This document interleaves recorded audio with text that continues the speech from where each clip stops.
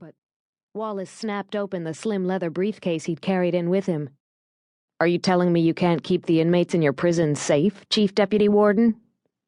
"Prisons are built to keep those on the outside safe, and that's where I suggest Mr. Bennett stay," she replied. "If he's dropped into our population and asks too many of the wrong questions, he won't live through the first week.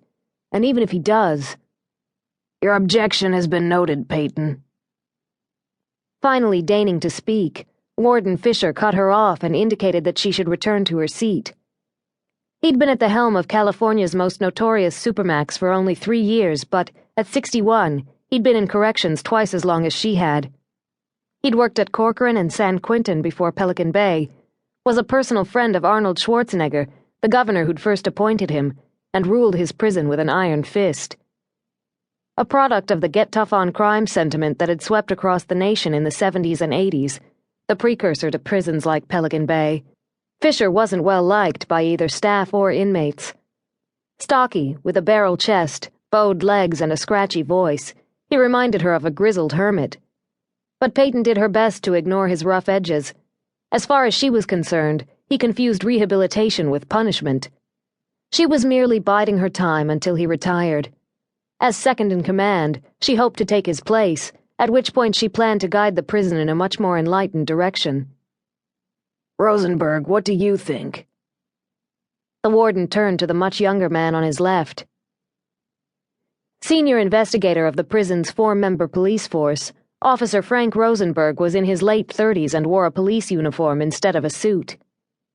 Charged with monitoring all drug and gang activity, as well as investigating any other crime perpetrated in or originating from Pelican Bay, including homicide, money laundering, bank robberies, home invasions, even prostitution, Rosenberg and his men had their hands full. With 3,343 inmates incarcerated in the supermax, most of whom were level 4, the worst of the worst, to use a catchphrase Peyton had heard ad nauseum since accepting her position there 6 months ago, the ratio of investigators to inmates definitely wasn't optimal. The Security Housing Unit, or SHU, was supposed to level the playing field. Approximately 1,200 of Pelican Bay's inmates resided in complete isolation with no break from their 8-by-12-foot concrete cells except for 1 hour a day, when they were allowed to pace, alone, in a cement box the size of a racquetball court. Despite being constantly monitored and having no privileges, they managed to run extensive criminal organizations that affected people inside and outside the prison. Fingering his dark brown goatee, Frank scowled. "You know how it is, boss. We're working our asses off, but it takes hours and hours each day just to go through inmate communications. The bad guys are winning. I believe the Hell's Fury are responsible for the death of Judge Garcia. Dietrich Whitehead or someone else put out the hit. Garcia was about to preside at Chester Wellington's trial, and the Hell's Fury didn't want that. But I can't explain exactly how they pulled it off, and proving it? That'll be even tougher." "So you like this idea?" Warden Fisher prompted.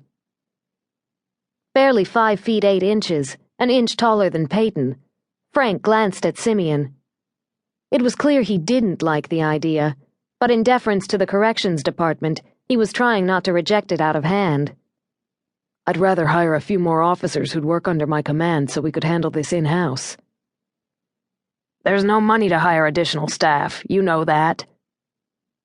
The warden drummed his yellowed fingernails on the table. "We could ally ourselves with the Santa Rosa police, set up another task force like they did for Operation Black Widow," Frank said. The warden had begun to chuckle before Frank could even get the words out. "That's your answer?" Operation Black Widow encompassed 30 government agencies, including the FBI. It took nearly 3 years and was one of the largest, most expensive investigations of a U.S. gang to date. If this state doesn't have the funds to hire a few more cops, it sure doesn't have the funds for another Operation Black Widow. You can bet the feds won't bankroll it. They have too many of their own problems right now. Not pleased with this response, Frank sat taller. "What we can't afford is a misstep. If we screw up, the Hell's Fury will gain even more power. I don't have to tell you they're growing at an unprecedented rate on both sides of the fence." Wallace jumped in again.